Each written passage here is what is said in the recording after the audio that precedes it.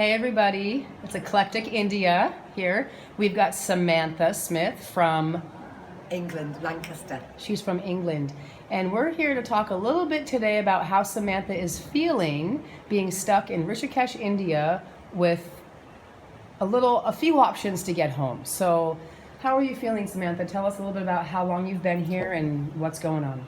Okay, so I got here on the 3rd of March. So I will have been here about 3 weeks now, I think, coming up for 4 weeks next week. And we're okay now. We've had a bit of a hectic week. What have you been doing to get information from your country about getting you out of here? That's what you want, right? You want to leave. Yes, I want to leave. And so I've been in touch with my embassy, who I couldn't, well actually I've tried to get in touch with my embassy, I couldn't because there was no answer. I tried to get in touch with my airline to change my flight, but they weren't answering either, and I tried to get in touch with my travel agent, who also weren't answering. They all sent me generic emails just to say sit tight and don't do anything until 48 I'm sure we're all hours. experiencing that. I know I was as well. I got Yeah. a hold of somebody today that gave me some answers, but I'm sure that's frustrating, huh? Very frustrating. So How are you feeling now? well, now in the last few days, so because we couldn't do anything about any of those things, I started getting in touch with the newspapers, the media basically. So I've been in touch with the newspapers, the big newspapers back at home in England, and the one of the radio stations. I've done a few interviews with them, and we've got everybody on the task of trying to get more information out of our government, and we've achieved. Woohoo! So I'm feeling really good today because we've actually got somewhere, both of us, haven't we? Yes. We both spoke to the embassy today, and we've both got our names down on a website that says that we do want to go home, and they have said, it's an embassy website, and they've said that when the flight comes available in maybe probably next week, hopefully next week, that they will send us a email telling us, and they will also send us a sort of bus pass and a bus to come and get us. To Same take thing us for to me. Delhi. That's what I heard today from the U.S. Embassy.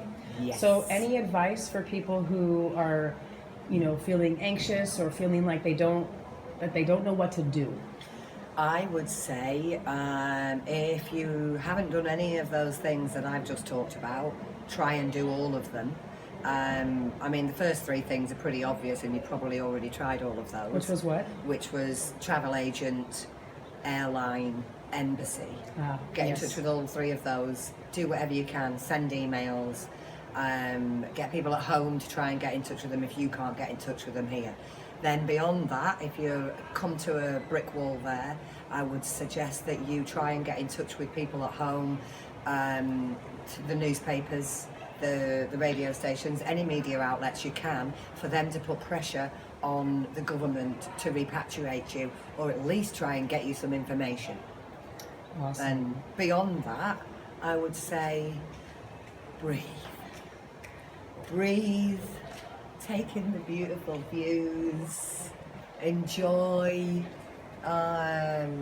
make the most of being quarantined, where you can get back in touch with people at home, where you can communicate with people around you. Try not to panic and live in the moment. Do what you can do right now. Don't think about the future and all of the possibilities.